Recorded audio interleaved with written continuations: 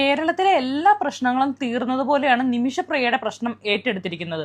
പ്രകൃതി ദുരന്തം വന്നിട്ട് വയനാട്ടിൽ എത്ര കുടുംബങ്ങൾക്കാണ് വീട് നഷ്ടപ്പെട്ടത്, എത്ര പേർക്കാണ് ജീവൻ നഷ്ടപ്പെട്ടത്. അവരൊക്കെ ഇപ്പോഴും വഴിയരികത്ത് കിടക്കുവാണ്.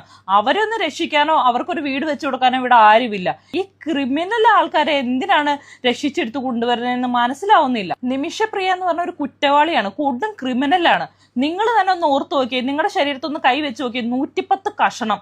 നിങ്ങൾക്കൊരു ബോഡിയിൽ 60 കഷ്ണം വരെ എത്തിക്കാൻ പറ്റുമായിരിക്കും. 110 കഷ്ണം എന്ന് പറഞ്ഞാൽ ഒരു കൊത്തി നുറുക്കി വികൃതമാക്കി കളഞ്ഞിട്ടുണ്ടാവും. അവരുടെ ആചാരപ്രകാരം അടക്കം ചെയ്യാൻ പോലും ആ ബോഡി ഒന്ന് കാണാൻ പോലും കിട്ടിയിട്ടുണ്ടാവില്ല ആ കുടുംബത്തിന്. 2017 ജൂലൈ മാസം തൊട്ട് ഈ നിയമ പോരാട്ടത്തിലാണ് ആ കുടുംബം. നിമിഷപ്രിയയ്ക്ക് പറ്റിയ കയ്യബദ്ധം എന്ന് പറഞ്ഞ് ഇതിനെ തെറ്റിദ്ധരിക്കരുതാരും.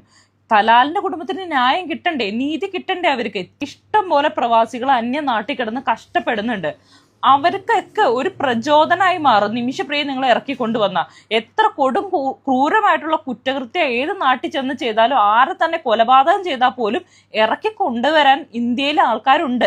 എത്ര പണം ചെലവഴിച്ചിട്ടാണെങ്കിലും ഇറക്കി കൊണ്ടുവരും എന്നൊരു കോൺഫിഡൻസ് കൊടുക്കുമല്ലേ. ഗ്രീഷ്മയുടെ വധശിക്ഷയ്ക്ക് കൈയടിച്ച ജനങ്ങൾ തന്നെയാണ് നിമിഷപ്രിയയെ ഇറക്കി കൊണ്ടുവരാമെന്ന് വാദിച്ചുകൊണ്ടിരിക്കുന്നത്. ചെയ്തത് ഒരേ കുറ്റം, കുറച്ച് കൂടുതലാണെങ്കിലുള്ളൂ നിമിഷപ്രിയ ചെയ്തത്. അതിനകത്ത് 2 തരത്തിലുള്ള നീതി കിട്ടണമെന്ന് നിങ്ങൾ എന്തിനാണ് പ്രതീക്ഷിക്കുന്നത്?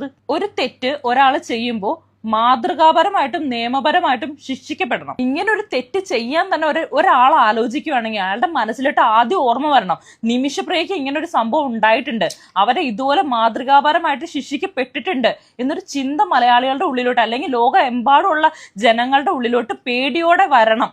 ഓരോ ക്രൈമും ഓരോ മിനിറ്റിലും നടക്കുമ്പോൾ എല്ലാവരും പറയാറുണ്ടല്ലോ, ഗൾഫിലെ സിസ്റ്റം വരണം, ഗൾഫിലെ നിയമം നടപ്പിലാക്കണമെന്ന്. അതെ, ഗൾഫിലെ നിയമമാണ് അവർ നടപ്പിലാക്കുന്നത്. അപ്പം മിണ്ടാണ്ട് നിന്ന് മാറി നിന്ന് കാണുവാണ് ചെയ്യേണ്ടത്. ഇങ്ങനെയുള്ള കുറ്റവാളികളെ എന്തിന്റെ പേരിലാണെങ്കിലും വിട്ടയക്കാൻ പറഞ്ഞ് ഒരിക്കലും ഒരു രാജ്യവും മുന്നിട്ട് ഇറങ്ങരുത്. നിമിഷപ്രിയയെ വെറുതെ വിടണമെന്ന് പറയുന്ന മലയാളികളോടാണ് എന്റെ ചോദ്യം. ഗ്രീഷ്മയെ കുറച്ച് പൈസ കൊടുത്ത വധശിക്ഷയെന്ന് മോചിതയാക്കാന്ന് പറഞ്ഞാൽ നിങ്ങൾ അനുവദിക്കൂ? ഇവിടെ കേവലം ഒരു ജാതിയോ മതമോ അല്ലെങ്കിൽ രാഷ്ട്രമോ ഒന്നുമല്ല വിഷയം.